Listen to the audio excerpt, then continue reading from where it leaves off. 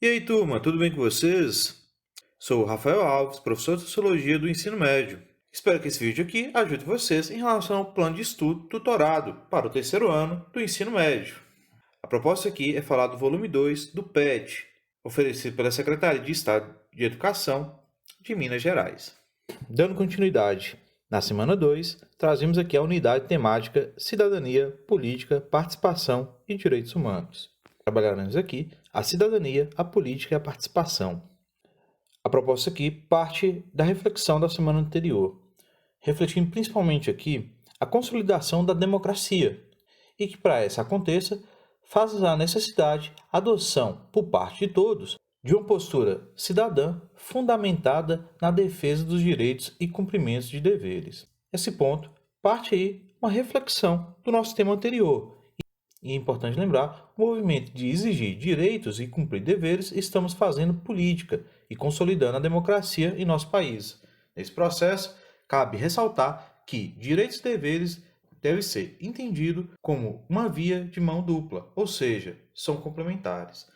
Nessa questão aqui também fazemos uma reflexão sobre essa política para além do senso comum, ou seja, não podemos compreender a política apenas como algo só de políticos. A política faz parte de todos nós. Por isso aqui é importante entender que nós todos fazemos parte da política e ela faz parte de nós. Nesse ponto aqui também é importante refletir sobre os desafios da democracia. Uma democracia como a nossa brasileira, ainda jovem, que neste ano inclusive vai fazer 31 anos, ela ainda não está consolidada de fato. Primeiro, pelo motivo de que a própria população não tem esse grande reconhecimento sobre a democracia. E aí a gente tem que parar para refletir questões muito atuais. Infelizmente, em pleno século XXI, nós temos ainda uma discussão no contexto brasileiro se as pessoas concordam ou discordam sobre a democracia. Mas por que eu falo isso?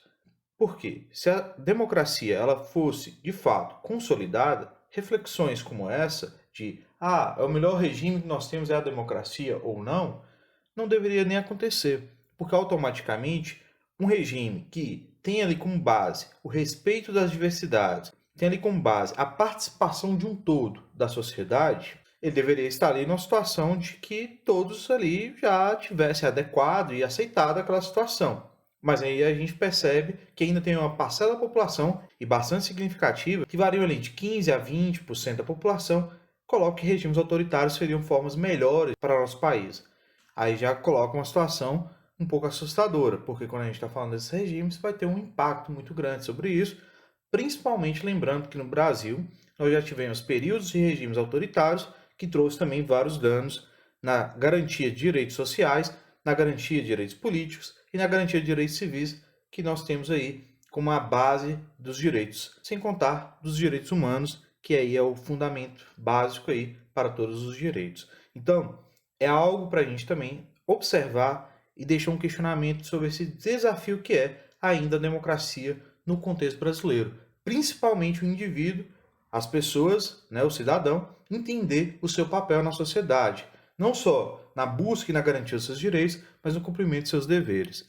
Então é uma reflexão para entender também a postura do cidadão, que no nosso contexto se limita muitas vezes apenas a uma participação de dar um voto, e não acompanhar, por exemplo, os representantes, que estão ali com o papel de representar a população, indeterminado de quem seja essa população. Então o cidadão também tem seu papel de fiscalização e de ter um senso crítico, principalmente na hora do seu voto, para que tenhamos melhores representantes no cenário político.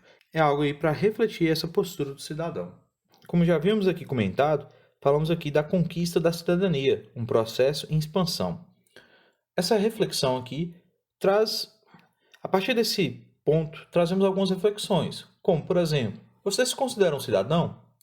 Para responder corretamente essa pergunta, é necessário dizer o que é cidadania. Quando a gente conceitua e constrói historicamente a cidadania, refletimos vários pontos importantes aí para entender o nosso papel e para entender por que nós somos cidadãos. Entendendo principalmente a cidadania como a participação dos cidadãos na vida social e política e também como o direito de ter direito. Sem esquecer que isso só é possível com a contrapartida dos deveres, o que a gente tinha mencionado anteriormente, sobre a questão de direitos e deveres serem ligados um ao outro. Um não pode estar presente sem o outro. Nessa questão aqui, trazemos outros pontos para refletirmos, como você pode fazer algumas outras reflexões, como o que é um cidadão? Ou refletir também, será que a cidadania sempre foi dessa forma? Então, quando a gente coloca esse cidadão, que é principalmente um indivíduo portador de direitos, também temos que refletir que esse portador de direitos, que é o cidadão, ele mudou ao longo do tempo, como a própria cidadania. Ela não foi da mesma forma. A origem da cidadania, por exemplo, lá na Grécia, o conceito de cidadania tinha grandes diferenças. Inclusive, o cidadão era bem diferente do que temos hoje. Por exemplo, o cidadão, naquele período, por apenas homens que haviam cumprido o serviço militar. Ou seja, escravos, as mulheres, os estrangeiros e seus filhos, bem como aqueles que trabalhavam para se sustentar como agricultores, mecânicos, artesãos também, não eram considerados cidadãos. Então, refletir hoje que o cidadão, principalmente no momento que você comece a ter as suas ações, sua participação mais ativa na sociedade, desde o voto, a ser um representante ali na política, você tem ali um papel e já é considerado cidadão, indeterminado das suas questões de gênero, étnico-racial, sua questão de classe, você é considerado cidadão. Então, é um ponto, vamos começando então a entender um contexto dessa ideia do que o que é a cidadania e o que é o cidadão ao longo do tempo, que vem modificando, sim, porque entender também que a cidadania ela nem sempre esteve presente como ela é hoje na sociedade, e ela foi modificada ao longo do tempo. Mas vamos parar para analisar aqui também a questão das conquistas da cidadania, que ao longo de um tempo, ao longo de vários momentos ali de lutas sociais, lutas políticas, transformações na sociedade, houve essas conquistas em questão.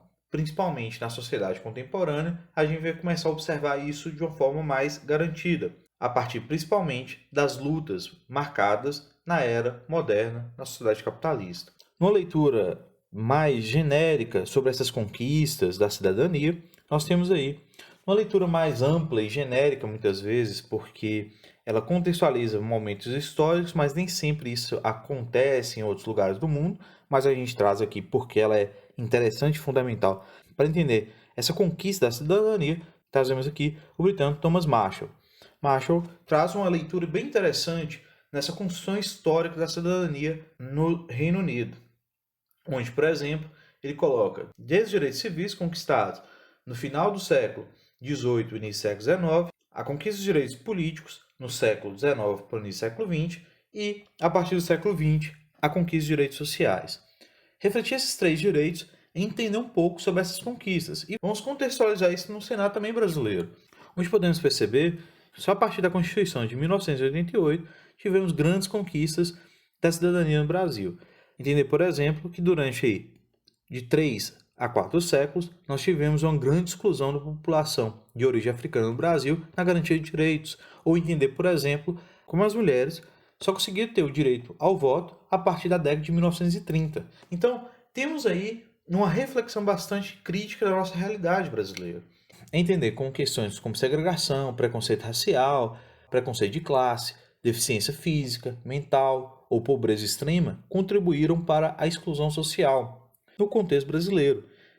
Claro, a gente vai refletir isso para os lugares do mundo, mas aqui a gente está falando mais do Brasil. E aí é importante contextualizar isso para entender que devemos nós lutarmos para garantir essa cidadania diariamente. Como a gente tinha falado anteriormente, o contexto da democracia no Brasil, que é o regime que mais essa cidadania vai estar, de fato, sendo garantida, é uma situação ainda que não se consolidou na realidade brasileira. Por isso, a garantia da cidadania é um dever nosso, um direito nosso, mas com um dever nosso de defendê-la.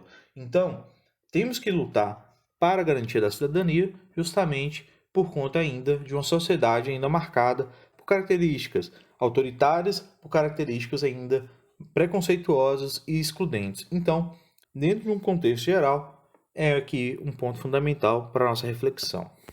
Outro ponto aqui para a nossa reflexão é o conceito da política, sua origem e significados. E aí, quando a gente reflete o que é política, muitas vezes partimos desse conceito o olhar do senso comum. E por isso é o papel nosso aqui, da disciplina Sociologia das Ciências Sociais, refletir o que é a política para termos uma concepção maior do nosso papel cidadão. E é por isso que a gente tem que desconstruir essa ideia que o senso comum muitas vezes fortalece, que a política envolve apenas políticos, ou que está associada a algo ruim, a corrupção, por exemplo. A política é muito mais ampla do que uma questão partidária, é muito mais ampla do que um representante político. Então, partimos de um contexto histórico desse significado. A origem da palavra política, por exemplo, parte da Grécia Antiga. A palavra polis, que seria a cidade-estado. Temos aí a questão da política, que envolve a política em geral. O políticos seria dos cidadãos, pertencentes aos cidadãos, que se tende aí do latim políticos. Nesse contexto aqui, começamos a entender a base desse conceito de política. Porém, trazendo essa época moderna, vamos mais além, que a política envolve essa questão de cidade-estado. E lembrando que a ideia de cidadania, esse cidadão aí referente, inclusive, como políticos, está de uma forma limitada nesse período da Grécia Antiga. Por isso também refletimos que houve não só a mudança no conceito de cidadania, mas também no conceito de política, principalmente na era moderna, trazendo inclusive o conceito enquanto ciência do Estado, uma observação com a doutrina do Estado e também observando aí a questão da filosofia política que está aí por trás dessa reflexão de entender a política contemporânea, onde vai envolver a ciência, a filosofia e a forma de governo. Para dentro da nossa área aqui específica, falamos mais da ciência política. Por mais que a filosofia política sempre está presente em reflexões aqui na ciência política, por mais que trazer a questão da doutrina do Estado, trazer essa ideia da ciência do Estado como organização social, está presente, mas aqui vamos falar especificamente da ciência política, esse estudo do poder e do Estado. Quando falamos aqui do conceito da ciência política, estamos falando de um estudo da política, do sistema político, das organizações políticas, dos processos políticos, envolvendo o estudo de estrutura e das mudanças da estrutura e dos processos de governo, ou qualquer sistema equivalente da organização humana, que tende a assegurar segurança, justiça e direitos civis. Então, como base aqui das ciências sociais, a ciência política tem esse papel de refletir a questão da política no nosso dia a dia, a política como forma de organização social que faz parte do nosso cotidiano. Assim entendemos a política como uma ciência, porque estuda o comportamento humano e assim se torna possível estabelecer cientificamente algumas regras sobre a vida humana em sociedade e sobre como os seres humanos deveriam reagir em cada situação. Outro ponto importante, fundamental aqui, é entender o estudo de poder, que é bastante amplo e essa discussão, mas ela é interessantíssima para a nossa reflexão aqui. Ao refletir essa questão do poder, temos vários pontos aí, vários autores para trazer essa discussão dentro do campo das ciências sociais, como por exemplo o alemão Max Weber, que faz uma leitura bem interessante sobre a relação de poder e dominação. Mas aqui vamos refletir os tipos de poderes de modo geral na sociedade. E aí a gente observa como o elemento específico de poder político pode ser obtido de várias formas de poder, buscando os meios de que serve o sujeito ativo das relações para determinar o comportamento do sujeito passivo. Nessa questão, entender que quando falamos de poder, existe um grupo ou um indivíduo diante de outro grupo ou outro indivíduo. Nessa relação de poder, aqui em questão, vamos definir aqui 3 bases fundamentais, que entra o poder econômico, que vale da posse de certos bens necessários ou considerados como tais, numa situação de necessidade para controlar aqueles que não possuem.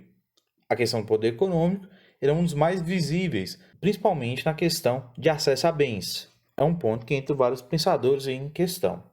Outro que entramos em discussão é o poder ideológico. Esse se refere à influência nas ideias da pessoa investida de autoridade, exerce sobre a conduta dos demais. Nesse ponto aqui envolve a questão do conhecimento e a importância social daqueles que sabem, onde essa questão do poder ideológico tem a figura daquele que conduz os demais a partir do seu saber, do seu conhecimento. Quando falamos desse poder ideológico, temos que fazer algumas reflexões bastante críticas, porque isso pode levar a um extremismo também na sociedade, algo para a gente chamar atenção. E por fim aqui falamos do poder político. e se baseia na posse dos instrumentos institucionais com os quais se exerce a autoridade legal do uso da força. A possibilidade de recorrer à força distingue o poder político das outras formas de poder. É uma questão aqui para entender de como o poder político ele tem uma questão da legalidade também por trás dele. Por mais que ele pode ser exercido de forma autoritária, em algumas questões vamos analisar isso também, mas pode estar ali um poder político de legitimar. Ou seja, quando a gente escolhe um representante, um vereador, um prefeito, a um presidente da república, nós estamos ali legitimando para ele o poder político. Claro que a partir desse poder também tem que ter responsabilidade. Se ele não tem essa responsabilidade e exerce ali formas autoritárias, ele está distorcendo o poder político de uma forma legitimada para uma forma mais autoritária ali em questão, de uma visão mais tradicional desse poder autoritário. Essa discussão aqui nos leva a refletir os regimes políticos, conceitos ligados ao de constituições. Trata-se aqui de formas que o poder político assume em cada estado.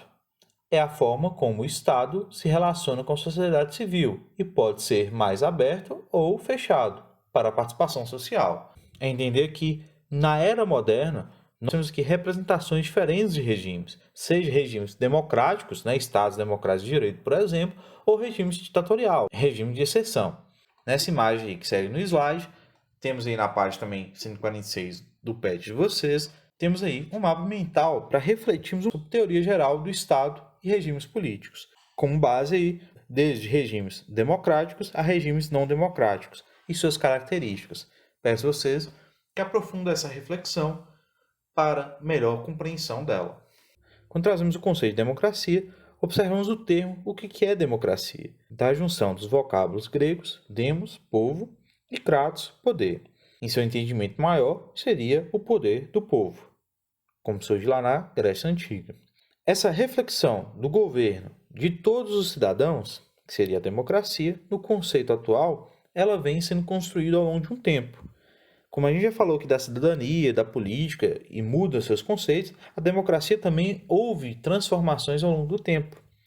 Por exemplo, a democracia lá na Grécia Antiga tinha ainda sua limitação nessas figuras, principalmente da figura do homem livre. Seria hoje bastante crítico sobre a questão de como tem aí conceitos de machismo, conceitos de classes sociais, questões também marcadas da origem do indivíduo, já que também envolve que o estrangeiro não seria o cidadão em questão. Porque a gente volta nessa democracia antiga para entender que houve uma grande evolução e transformação dela, por mais também que pós esse período da Grécia Antiga, a ideia de democracia ela ficou apagada por muito tempo. Ao voltar, principalmente na era moderna, ela traz uma característica já transformada e com mais amplitude ali para a população. Então, quando falamos desse governo de todos os cidadãos, temos que entender que para ser democrático, o Estado tem que ser ou ter a participação política do povo, a divisão funcional do poder público e a vigência do Estado de Direito, Estado e sociedade submetidos sob lei. Então, falamos dessa participação, é entender o meu papel enquanto cidadão de participar da sociedade. Eu tenho ali o meu dever não só de votar ou ser votado, mas também o meu papel está ali observando e também cobrando dos representantes, no caso, no nosso contexto, da democracia aqui no Brasil. Entender essa divisão funcional do poder público é entender que o poder público, o Estado, ele tem que ser gerido, mas não por uma única pessoa sempre. Ela tem que estar num processo também rotativo de representantes, sem contar que tem que ter ali diversidades nessa representatividade para garantir que os diversos povos presentes ali naquela sociedade sejam representados e a vigência do Estado de Direito, ou seja, que a garantia de uma Constituição que tem ali os direitos civis, políticos, sociais e direitos humanos sejam reconhecidos de fato e garantidos de fato naquela sociedade. Lembrando principalmente que a participação do povo ela é fundamental para a garantia da democracia. E por fim aqui, trabalhamos com o conceito de ditadura, que entra aí a questão de um governo não democrático. A expressão ditadura serve para designar os regimes de governo não democrático ou antidemocráticos, isto é, aquele onde não há participação popular ou onde isso ocorre de maneira muito restrita.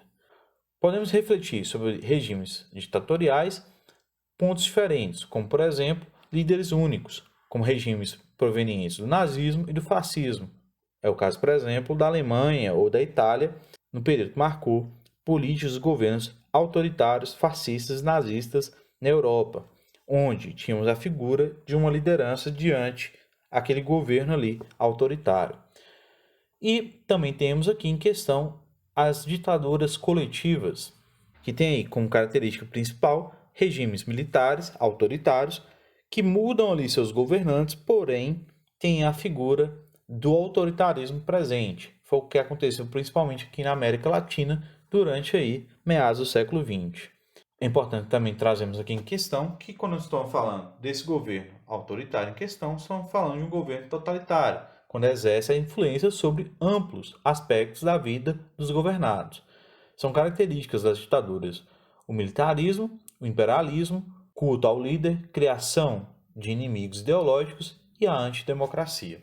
Então, pessoal, dando continuidade à semana 2, temos aqui as atividades referentes a essa semana. Está aí no pé de vocês na página 148. São 3 questões, todas elas para responder de forma aberta, mas peço a vocês que organizem aí no caderno de vocês essas respostas, já que eu não estou cobrando que vocês copiem as perguntas, deixe bastante organizado o caderno para não ter confusão depois.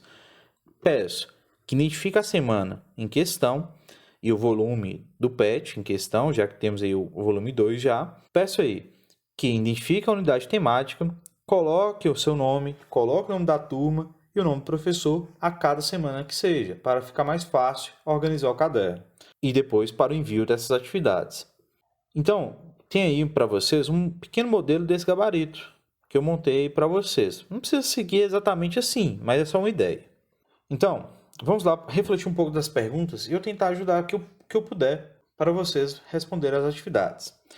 Questão 1. Reflita esse texto do livro Tempos Modernos, Tempos de Sociologia, das sociólogas Helena Omeni e Bianca Medeiros. Façam aí um pequeno texto, seja um parágrafo, 2, 3 ali em questão, né, dependendo da sua capacidade de interpretação, refletindo o que é ser cidadão proposto aí dentro do texto.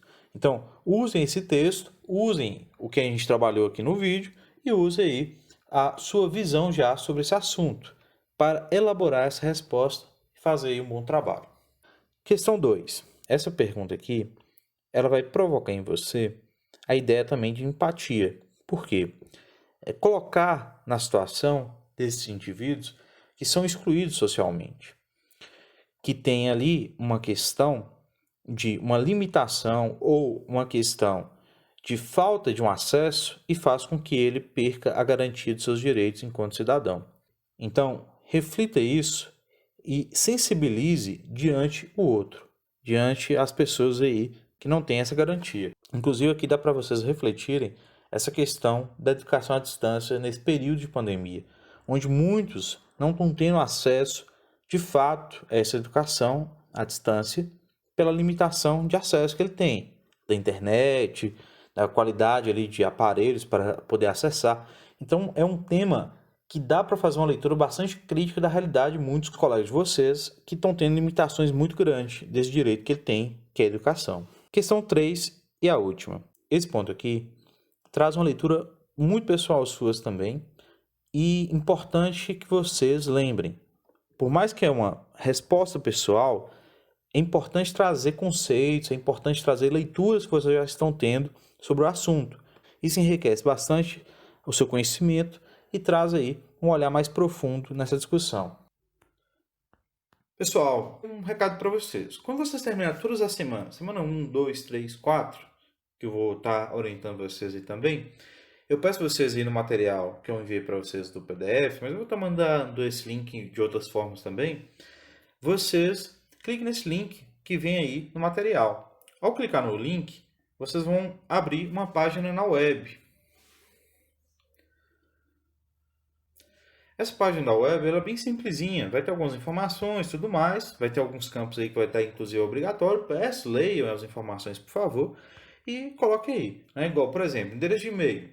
né? Coloque seu e-mail, coloque seu nome completo, né? Seu nome aí todo, né? Preferência, né? Coloque aí maiúsculo, minúsculo, para ficar organizado. Coloque aí a turma de vocês e responda as alternativas. Na semana 1, vai estar bem fácil aí, assim, a questão de mandar, porque é só marcar aqui a alternativa, né? Como o pessoal de marcar, você vai colocar as questões. Inclusive, ao final, quando enviar, vocês vão ter aí já o gabarito da semana 1.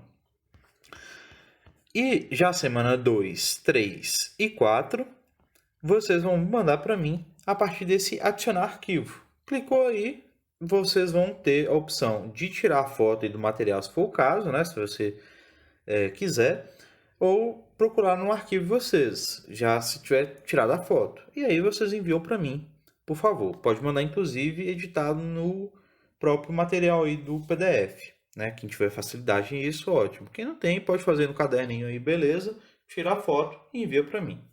Pessoal, é isso. Agradeço aí a vocês pela participação e até a próxima.